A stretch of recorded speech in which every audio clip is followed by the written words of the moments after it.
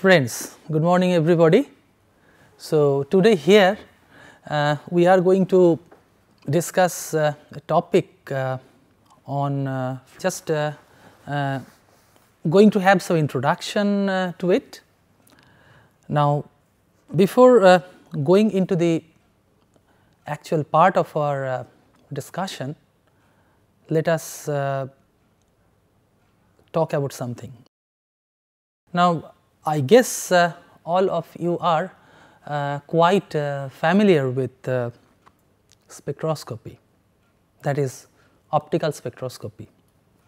Maybe it is like absorbance spectroscopy, or maybe in some cases it is IR spectroscopy, although it is in IR region.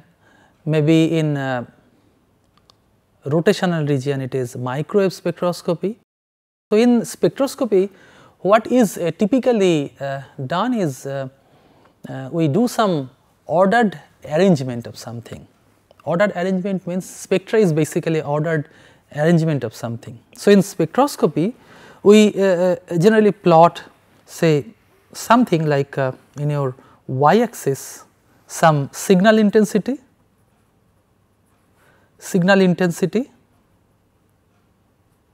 and in the x axis frequency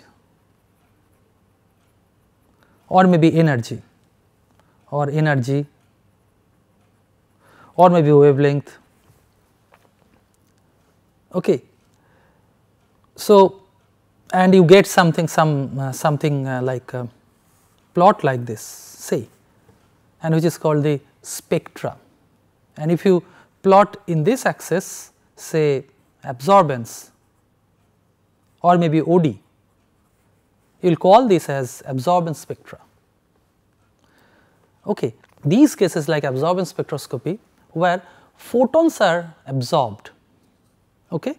But in fluorescence spectroscopy reverse thing is happening, that you shine your sample with photons and you get some photon out of your sample, and if you look at your sample it will appear to be like it is glowing, or in the right term it is fluorescing.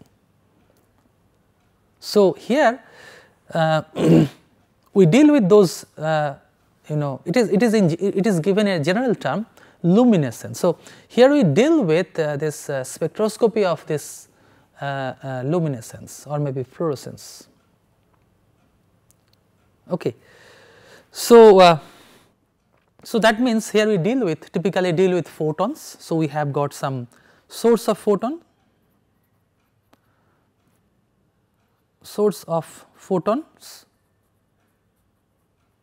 and this source of photons can have different energies ranging from one wavelength region to another wavelength, and depending on your sample you can select the photons, and this selection of photons can also be done with the help of your monochromator, which has got the capability of separating different photons from a source of white light. Source of photon, then you have got your sample. Of course, this sample is expected to be luminescing or luminescent.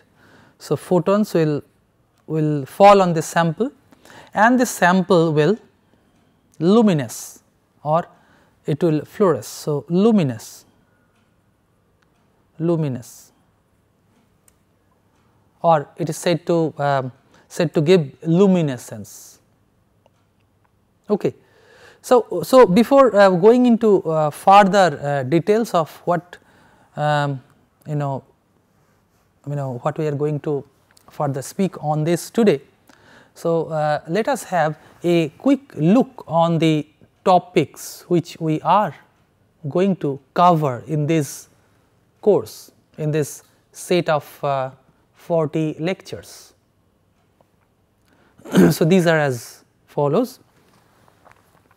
So, introduction, this is the first lecture. So, today I am here for that. Next is again what is spectroscopy and different types of spectroscopy. We will cover it, in a greater detail apart from introduction. Then various photophysical processes. When it is the question of dealing with photons, as I told you that the samples are excited or samples are irradiated with photons. So, since we deal with photons, so naturally photophysical or maybe in some cases photochemical processes are expected to happen within the sample immediately after the photon is passed through it. So, that is why in another lecture we will have to talk on various photophysical processes. Then we will move on to this luminescence. It is a general term and specific term is fluorescence, or there is another term which is also there, which is called the phosphorescence. Okay. In this particular lecture we will talk on various aspects of luminescence, different examples, also fluorescence, and some part of phosphorescence will also be dealt with. I mean, some aspects of phosphorescence will also be dealt with. Next we will have this introduction to fluorescence, various things related to fluorescence, various terminologies that are generally used in fluorescence spectroscopy and also in terms of fluorescence. Okay, what is the cause, what is the kinetics of the process, okay, those things will be taken care of. And when it is the question of kinetics, then naturally the question of how long this fluorescence will continue. Okay, I mean, the moment you shine your sample with photons, then your counting of time starts. Okay, so so after that starting of your counting, how long this fluorescence will be there? I mean, how long you will expect to receive the last photon, means after how much of time you can expect to receive your last photon. So that is something related to the kinetics of the process.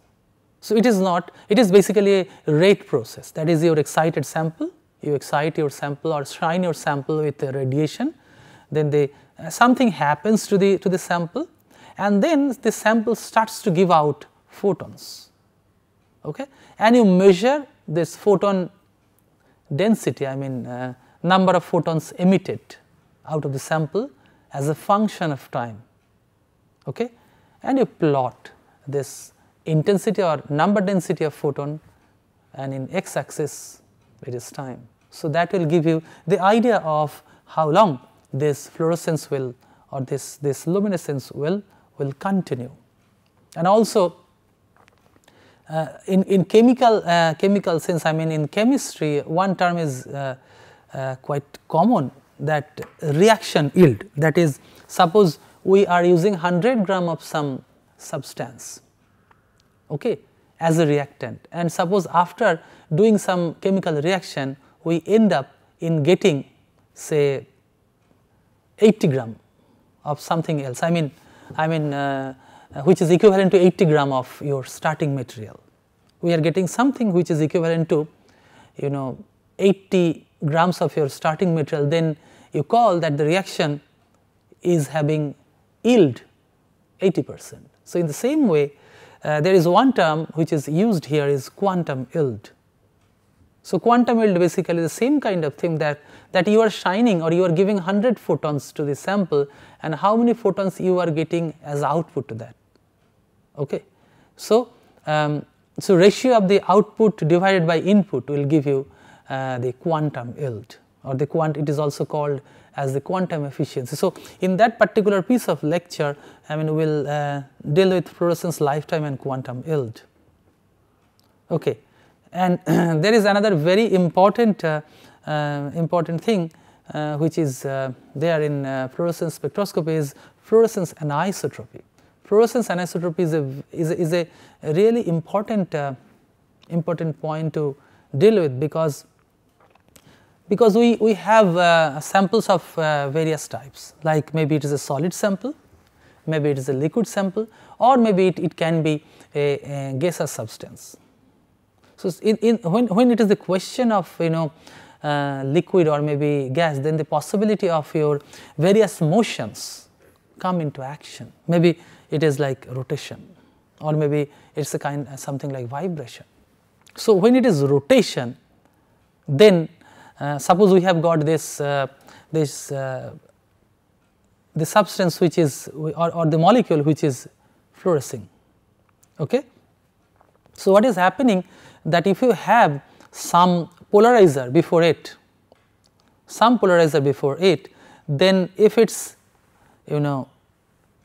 this light which is coming out of the sample, it is electric field is oscillating in this direction in this particular plane, then if your polarizer is oriented this way, then it will pass through. But suppose with time, if your polarizer is kept fixed, but suppose if it is rotating, then your emitted radiation will have polarization in this direction. So, what is happening, as a result of which what is happening, that since your polarizer is here and its polarization is this, then you ought to get less emission, I mean less number of photons which is passing through this polarizer. So, your intensity, the intensity of the sample, I mean intensity of luminescence, polarized luminescence is less. So, utilizing this, you can get various informations like the frictional forces that is experiencing this molecule while rotating in the solvent. Okay. So, you can get idea whether the solvent in which this molecule or this fluorescing substance is immersed in, okay, is having more friction, or it is giving rise to more friction or less friction. You can get idea on that also. So, fluorescence experiment is very important. So, anisotropy, in that case anisotropy is very, very important. Okay. And it is not only your anisotropy, like this anisotropy may change with time as well, not only the steady state anisotropy, but also because it is changing, its direction, orientation is changing. So, with time everything is happening. So, with time your anisotropy will change. So, that will be taken care of in this fluorescence anisotropy, these two lectures, and we will be having a number of examples on that, and what is the conclusion, what type of conclusion we can get out of that will be dealt with. Now, next very important aspect that we will talk on is instrumentation of fluorescence. Okay. So, I guess all of you are familiar with the instrumentation for your absorbance spectroscopy, that is a typical U visible spectrophotometer. Okay. But in case of your fluorescence spectrometer or spectrofluorimeter, where it's something different, because it is not exactly same as that of your absorbance, because in case of absorbance the amount of the amount of transmitted light is measured along with the incident intensity, and we take the ratio giving rise to something called optical density. But here we shine the sample with radiation and we collect the emission at 90 degrees to that. So, if this is your if suppose this is your sample, this is your radiation, in this direction your radiation is going. So, you will be collecting fluorescence this direction. You could have collected, or you could have put your detector over here. In that case, what will happen, that this substance will, or this sample will fluoresce. So, in all possible direction, okay, in all possible direction. But if you put your detector here, then that fluorescence will also be contaminated with unabsorbed or remaining the whatever remaining excitation beam is there. Okay. So, remaining excitation beam plus your fluorescence. So, it is basically a contaminated fluorescence with your excitation source. So, to minimize that possibility, your detector should be placed over here. So, lots of special precautions are to be taken while getting an instrument, and also while improving the signal to noise ratio. Okay, so when that means you have to improve it. If noise is more, then you will be getting less signal. So signal to noise increase, or how to increase that is very important. So in that case you have to use some special type of optics or special quality optics you have to use. So that is for a typical steady state spectrophotometer. Now when it is the question of fluorescence lifetime, then you would have to have an apparatus which can do time resolved measurements, and in that case typically there are various type of time resolved techniques are there. One is your time correlated single photon counting, another is your phase modulated fluorescence or phase fluorescence spectrometry. So these two will be taken care of, also will be taken care of in instrumentation part.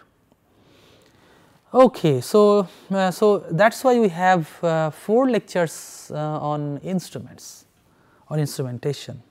Now fluorescence, polarization and its implications. So we'll again come back with fluorescence polarization and its implication. Then we will move on to another very important topic, which is called fluorescence quenching, and that is used in many biological studies as well, to find out the interaction of various biosystems or maybe some drug with biomolecules. Okay, not only biomolecules but other chemical systems, not only biochemical systems but also chemical systems can be studied with this technique, provided there is a quenching of fluorescence. And what is quenching of fluorescence? Suppose we are getting fluorescence and whose intensity is 100 in some arbitrary scale, and suppose we put something in the sample. Sample means fluorescent sample. Then we get that your fluorescence intensity is reduced. So why it is reduced? And so to find out the answer to that, we can gain a number of informations about the processes that are going on, and also the nature of specific type of forces or specific type of interactions. I should say interaction, because without interaction your fluorescence modulation cannot take place. So nature of specific interaction that is responsible for this quenching of fluorescence. So that we'll take up in those 3 lectures, especially biological system, then maybe in materials research, or maybe in general physico-chemical processes we can use this fluorescence quenching as a very powerful tool. Okay. Next we'll move on to this energy transfer and electron transfer processes. As I told you that when it is the question of quenching, so quenching may take place. We'll come to that in the appropriate portion of the lecture, that quenching can take place as a result of various processes, and of which one is energy transfer, another is electron transfer, and that may occur in the electron transfer may occur in the ground as also in the excited state, or maybe some type of interaction, maybe some complexation is also cause of quenching. So if there is energy transfer means say excited this fluorophore after shining with light, when your fluorescent molecule is in the excited state, because if it is not in the excited state it could not have given you photons. If it is in the ground state, nothing should happen. Okay. So this energy transfer and electron transfer. So energy transfer in the excited state, fluorophore can transfer energy to another acceptor, and so what is the condition to that? And also important thing is that from that energy transfer data, energy transfer experiment, what important informations we can get, that will also be taken in that lecture. And also there is another important phenomenon which is called the electron transfer. This electron transfer may take place in the ground state and also in the excited state. And important point is that in the excited state, or in electronically excited state, or when you shine your sample with radiation, then it goes to the excited state. So properties in the excited state are different. So that's why if a molecule which was not initially initially put under radiation was not doing anything, but suppose if we will shine that with radiation, it is found that it can reduce another substance. So, maybe some excited state reaction may take place, and that could be through electron transfer. So, that energy transfer and electron transfer, this very important aspect of fluorescence spectroscopy will be taken care of. And when it is the question of quenching, energy transfer, electron transfer, then naturally one thing comes in mind, that this environmental effects, environmental effects on fluorescence emission and fluorescence lifetime. Environmental effect means, suppose we are putting your sample in, say, some non-aqueous substance, solvent, and in second case suppose in aqueous solvent. Aqueous solvent means in water. So, what is happening, that in water there is a possibility of many things is possible, that there could be hydrogen bonding interaction, and because of high dielectric constant of water, maybe your dipole can be stabilized or solvated compared to what is happening in non-polar or non-aqueous substances, non-polar non-aqueous substances. So, in that case, so the environment is changing as a result of that selection. In one case you are selecting water, in other case you are selecting non-water substance. So, that ought to affect the fluorescence emission, because if emission is coming out of some dipole, and if that dipole is stabilized, and in other case if it is not stabilized, so these two situations are different. So, your substance will do in a different way. So, that's, and also that will be reflected in the lifetime. Okay. So, if it is destabilized, then it will try to go down to the ground state as early as possible, but if it is stabilized in the excited states, then what will happen, that it will stay there for some moment of time. So, that means lifetime is expected to be affected. Next is one is called Exciplex, another is called Eximer. So, when it is the question of excited state substances or excited state molecules, then excited state complexation is possible. Okay. So, excited state complexation is possible, and also in the same way excited state dimer is also possible. Okay. So, these two aspects will be taken up in another two lectures. Next is a very important thing which is called your magnetic field effect on Exciplex luminescence. So, since Exciplex, I will come to that in the appropriate portion, but I am just giving you the idea that if this Exciplex is paramagnetic in nature, okay, then it is expected that it will interact with magnetic field, external magnetic field. Therefore, its stability will change, and therefore, if your luminescence intensity is related to the stability of the Exciplex or destabilization of the Exciplex, then you expect some magnetic field effect on the luminescence, Exciplex luminescence. We will deal with some metal fluorescence, then a very important topic which is called the dynamics of solvent relaxation, that is solvation dynamics, that is the process of solvation when you have some excited dipole, okay, and if you put that dipole in some solvent, okay, then it will try to stabilize, okay. This solvent will try to stabilize the dipole, and this stabilization will not happen all on a sudden. What will happen, that the moment you are putting this dipole, then maybe water molecules are not ready. If the solvent is water molecules are not ready to accommodate it, because its water dipoles are oriented randomly with respect to the dipole which you are putting into water. So, what will happen, immediately after putting that dipole in water, then water molecules will try to reorganize or reorient themselves in such a way that the whole system gets stabilization, and that occurs via some rotational or some other type of motion. So, it will take time. So, that is why the solvation dynamics is a time dependent, I mean it takes time.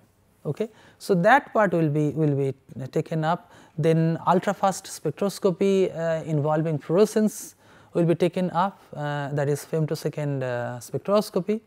Then since we have as I told you that in earlier part of earlier part I told you that quenching, fluorescence quenching. So, protein fluorescence and fluorescence quenching, these two will be related, will be these two are related. So, connection and implications will be discussed. Not only this quenching process, but other things, what other informations about protein fluorescence, I mean can be obtained. I mean we can deal with the protein fluorescence, maybe not in the context of fluorescence quenching, but maybe in the context of getting some other information. Okay. So, that will be taken up. Then the similar to protein fluorescence, time resolved protein fluorescence will also be taken up. Then dynamics of protein from fluorescence studies, that is your protein dynamics, means like denaturation. Okay. And so, that will be dealt with. Then very important aspect is fluorescence microscopy. So, how to use this fluorescence in microscopic studies, that will be used, and finally we will go to the conclusion. So, today I am just giving you a very rough sketch and very brief overview of this of this fluorescence spectroscopy. Now, when it is the question of studying some topic, naturally books are expected, I mean reference books are expected. So, there are plenty of books available in market and in literature, and not only books, but also journal references are very important. Okay. So, you can go through Journal of Physical Chemistry websites, I mean websites means Physical Chemistry A, B, C, and also Physical Chemistry letters. So, you can go to those websites for browsing recent advances on these topics, but maybe I will urge you, before that I will urge you to go through these books. One is very famous, I mean very well known book, which is Principles of Fluorescence Spectroscopy by Joseph R. Lackwich. This is a very good book. Now I guess the third edition is available, so you can for sure go through this book. It is a very good book and very good reference book as well, and plenty of plenty of examples are given in that. So, that part is very and also very good, and also the theoretical background is well discussed there.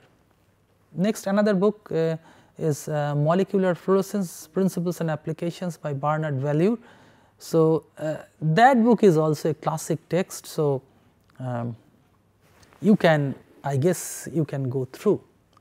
Okay. And the third book is Principles and Applications of Fluorescence Spectroscopy by J.R. Albani.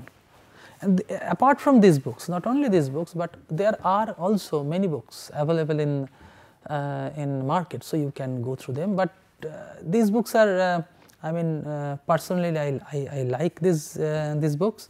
So, that is why I am telling you that I mean you can go through, but it is your choice.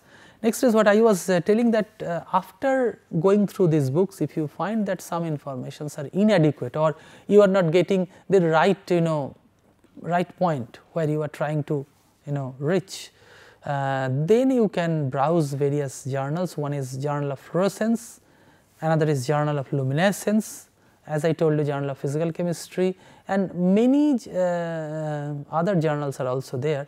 So, basically these things you can go through and you can browse the journal and go through various articles, recent articles or maybe old articles to know many things. Okay, so I urge you to go through these three books. Maybe and also the journals. Next is, so as I told you, it is fluorescence spectroscopy means it is a general term which is called your luminescence. Okay? It is luminescence.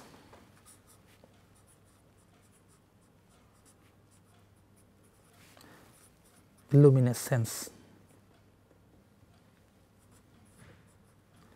Okay, it is luminescence. So it is more general term, specific term is fluorescence.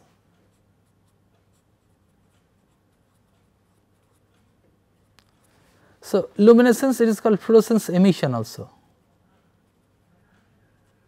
So process can be of two types. So you have got the substance, maybe molecules. So you shine with radiation, that means it is absorption,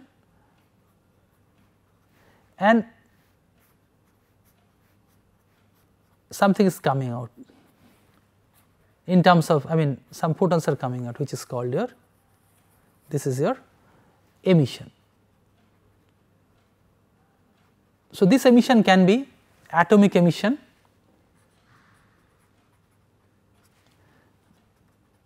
or maybe molecular emission. Atomic emission or molecular emission. Okay. So basic thing is you are getting some photons. So this is fluorescence emission. Now how does that happen? Next question is, how does that happen? Because the point is, we have to go back to quantum mechanics, that molecules or atoms are associated with a number of energy levels. Okay?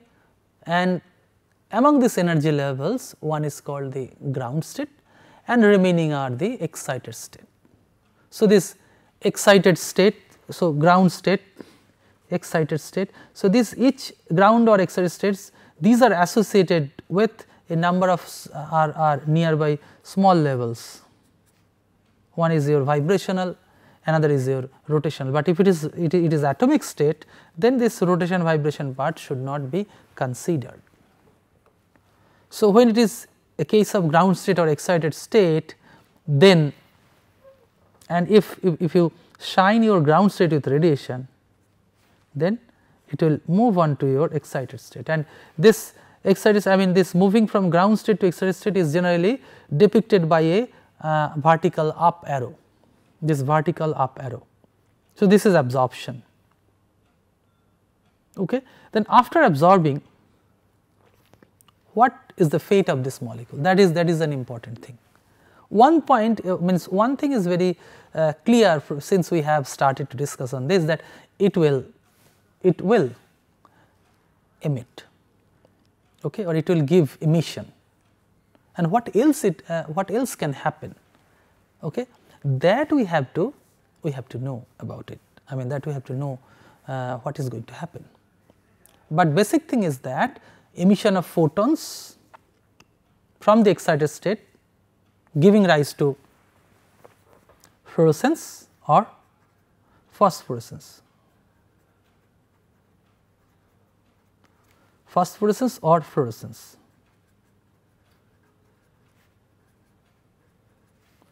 Okay, these two things. So in general it is called emission or luminescence. Now, so to know that, we have to take help of one diagram which is called the Jablonski diagram. Okay. Now this Jablonski diagram is this side is your energy, okay, and this line, this bold line is your ground state, this one is your, these are excited states, excited singlet, okay. This is your excited singlet, that is S1, this is your S0, this is further excited singlet state, and there is another state which is called your triplet. Now, what is the difference between a singlet state and triplet state? That if you go to the molecular orbital energy level diagram, then you will be finding that in some levels electrons are like this, paired up, and in other cases, suppose there are doubly degenerate levels. So, 2 electrons can occupy like that. Okay. So, this is a triplet state, total spin multiplicity 2s plus 1 is equal to 3, and here total spin multiplicity 2s plus 1 is equal to 1. Okay. So, this is called your triplet, okay, and this is your singlet. Okay. This is your singlet, this is your triplet. So, this is what is meant by this triplet and T1, because T0 is not there, because ground state is your singlet S0, and these are vibrational levels. This parallel lines which are not bold, these are your vibrational levels, various vibrational levels. Okay. Corresponding vibrational levels associated with your S1, these are the corresponding vibrational levels associated with S2, and these are the vibrational levels associated with T1. Now, what is this? These vertical lines, this is your absorption process.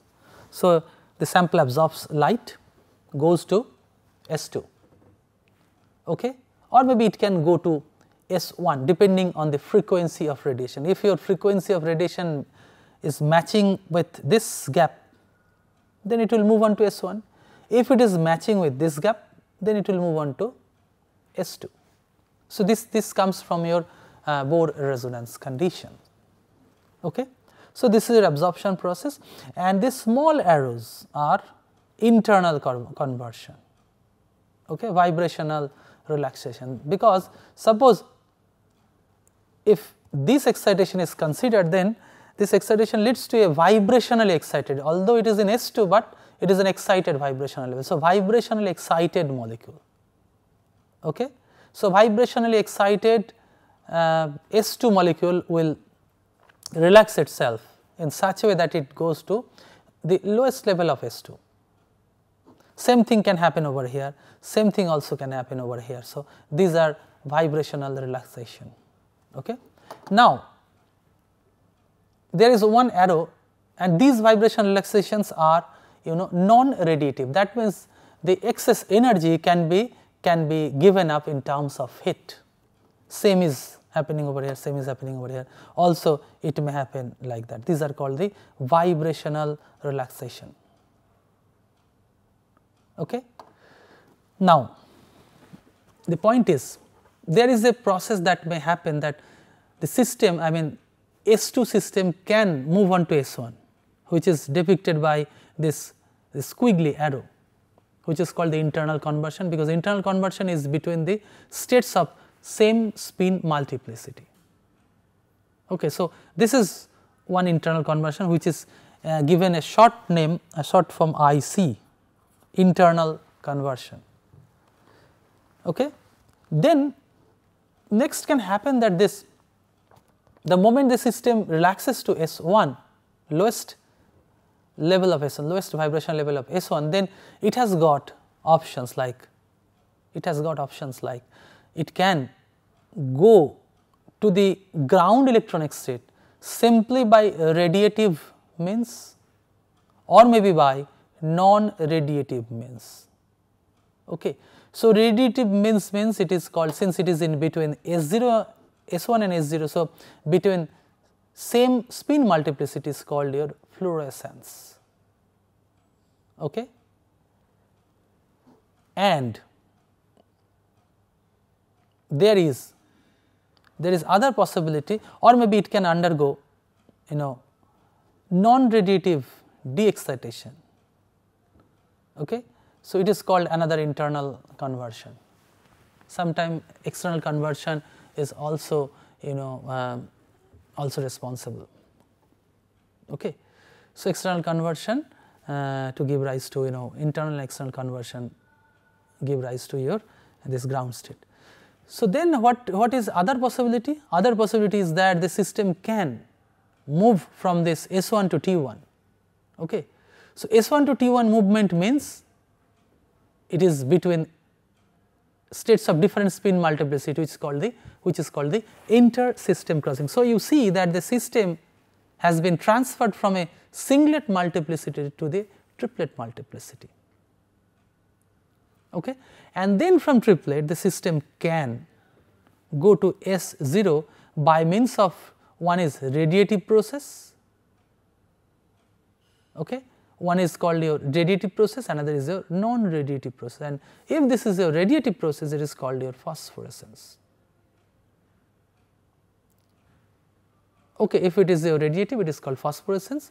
Now what is the cause that makes S1 and T1 I mean to undergo such intersystem crossing? That in this case this singlet is not a pure singlet and this triplet is not a pure triplet. So, pure state description is somehow invalidated because of some other reasons, maybe like spin orbit coupling, that is spin motion is mixed with the orbital motion, and thereby there is some sort of other character. If it is originally a singlet state, now is not as a result of the spin orbit coupling, it is no longer a pure singlet state, but it becomes a singlet state plus some triplet character. In the same way, triplet state is acquiring some singlet character. So, therefore, this now they are not pure state. So, since it can find some singlet character over here or it can find some triplet character over here, so there is a possibility of such interaction and this intersystem crossing may happen. Okay. So, this is a typical diagram for photophysical process, typical photophysical process diagram. Why it is photophysical? Till now whatever I talked about is not associated with any type of chemical process. You see that your sample is excited from here to here, sample is excited from here to here, then it moves on to here and such is happening. This one or that one is happening. So, ultimately what you are getting after this phosphorescence or after this internal or external conversion or this fluorescence, you are getting back your original thing, original sample, or I mean original molecule or original atomic species you are getting back. So, no chemical reaction has taken place. So, that is why this is called the photophysical processes. Okay. This is called your photophysical processes. This is not at all a photochemical process. Okay. But the point is that suppose this system in the excited state, I mean S1 or in the T1, it is staying for a quite longer time. Then there is option that your molecule, I mean this excited molecule can undergo some other reactions. Now, it is not a physical process, some chemical process, some other reaction. Okay. So, some other reaction means again it is a chemical phenomenon, or what is happening that in the excited state, it's since electron distribution, as you can find that this means if you consider the electron distribution of a molecule or electronic structure, if you look into the electronic structure of a molecule, the ground state electron distribution, I mean ground state MO and the excited state MO, they are quite different. So, if they are quite different, then it is expected that their properties are different. Like what is happening, suppose we are having phenol. Okay. So, phenol in the ground state is a weak acid. Okay. Phenol in the ground state is a weak acid, but if you shine with radiation, if it goes to the excited state, then it becomes a stronger acid, because the electron distribution, I mean the excited state of phenol is such that it can stabilize the conjugate base very easily. So, now if it is phenol,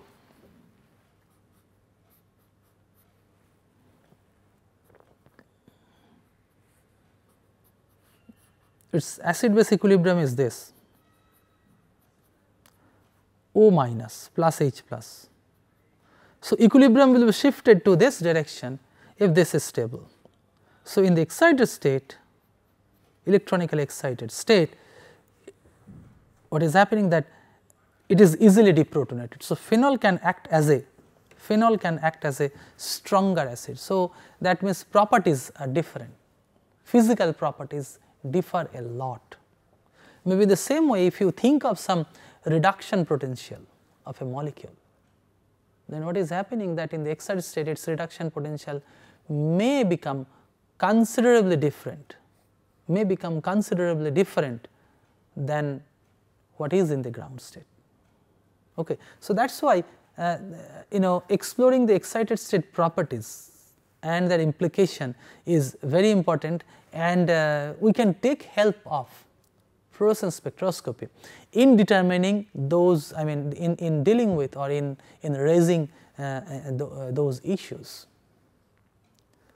Okay. So, this is quite interesting, quite important part of this study.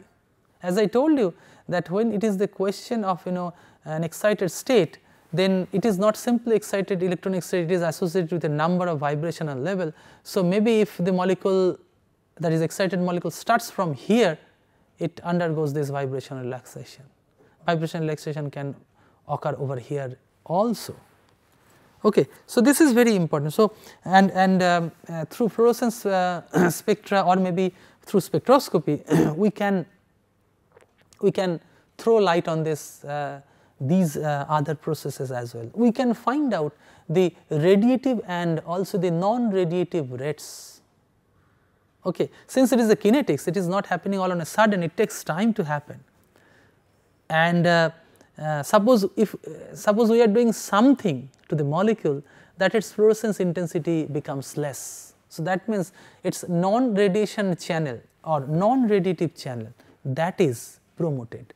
So, non-radiative channel promoted means its non-radiative rate is more than its radiative rate. Radiative rate means the rate at which these photons are emitted grossly. So, that we should I mean that we can follow. And importantly, one point that I should mention over here, that see, this is your fluorescence and this is your phosphorescence, and together these two, since these are radiative processes are called luminescence. Okay. Now, you see that this fluorescence occurs between the states of same spin multiplicity. It is singlet excited, this is singlet ground, and this phosphorescence occurs between triplet state to the singlet ground. So, you see there is a difference in multiplicity. You see this is a triplet, although it is mixed up with some singlet, but it is not a its triplet character is major, and here it is singlet, but here both are same. So, as per Wigner spin conservation principle, that if the process is initial state and the final state, that your initial state is of say singlet to singlet, and in other case singlet or maybe triplet to singlet. So, this process will be faster, and also this is an allowed, and this is forbidden as per Wigner spin conservation principle. Therefore, you can expect that triplet state will be depleted slowly compared to the singlet. So, that means you can expect that triplet emission, which is called phosphorescence, will be of more lifetime. So, it is a slower process, more lifetime, and this is a shorter process, faster process. Okay. So, from this we can we can gain information about the nature of from these thing. I mean, if we look into the lifetime, then it is shorter lifetime, and this is longer lifetime, relatively longer lifetime. So, naturally question is that if your system is in the triplet state, suppose if your sample is in the triplet state, for some reason, since its lifetime is more, then it has the option of being collisionally quenched very easily, okay. But this does not have like that, this does not have like that. So, that means the point is it is prone to collisional deactivation because it stays for longer time, but since its lifetime is less. So, before a collision can take place, this system is getting deactivated through fluorescence, but it takes time. That is why if you recall, or if you can remember, or if you check papers or maybe books, you will be finding that phosphorescence is generally observed in low temperature and rigid matrix. So, for phosphorescence you need low temperature. Low temperature will reduce this collisional deactivation, and rigid matrix will also do the same thing. Okay. So, that is why it is very important that I mean for doing your phosphorescence studies, we should we should do it in the low temperature and rigid matrix in general. Okay. So, that is a basic introduction about the Jablonski diagram dealing with various photophysical processes, but I have not touched into other processes like photochemical processes, okay. And photochemical processes may give rise to many interesting phenomena. Okay. So, now why then fluorescence spectroscopy is very now it is very I guess from this discussion it is a little bit clear to you that it has got a huge capability. This fluorescence spectroscopy, this field has got a huge capability that it can like if you just check it, that this lifetime quantum yield, this is an important information. Then anisotropy, okay, together with this quenching experiments, energy transfer, electron transfer, environmental effects, you can find out a lot many information of the various processes that are occurring within the system. Okay.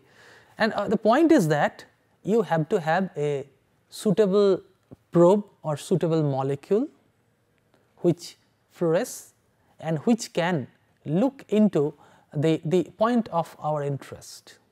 That is, suppose we are looking at some specific interaction. So, if your reporter can move very close to that region, and it can sense whatever changes that is occurring as a result of some interaction, if that reporter can report it to us, because it is not possible for us to reach there because molecules are very, very small.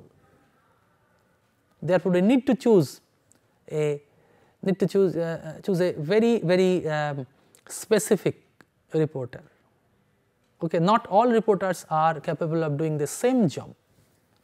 So, a very specific reporter we need to choose, and that can sense the point of our interest. Suppose we want to know the polarity or maybe pH of some particular region, then we need to look for a fluorescent probe which is sensitive to pH of the local environment, or maybe suppose we want to know the local viscosity of this medium, then we need to choose for a molecule which is fluorescent as also, or whose fluorescence property is dependent on the local viscosity of the medium. So, these are the very basic points that we should look into, or we should think of while choosing for a specific experiment, or going for a specific experiment. Okay, that's why why fluorescence spectroscopy, because since this fluorescence spectroscopy has got a huge, or has got a tremendously huge capability. So, we should make use of it in a proper sense, so that we can get the best result out of it, to know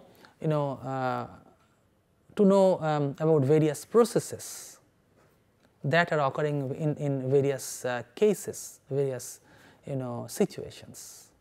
So, that is all for today. So, next day we will have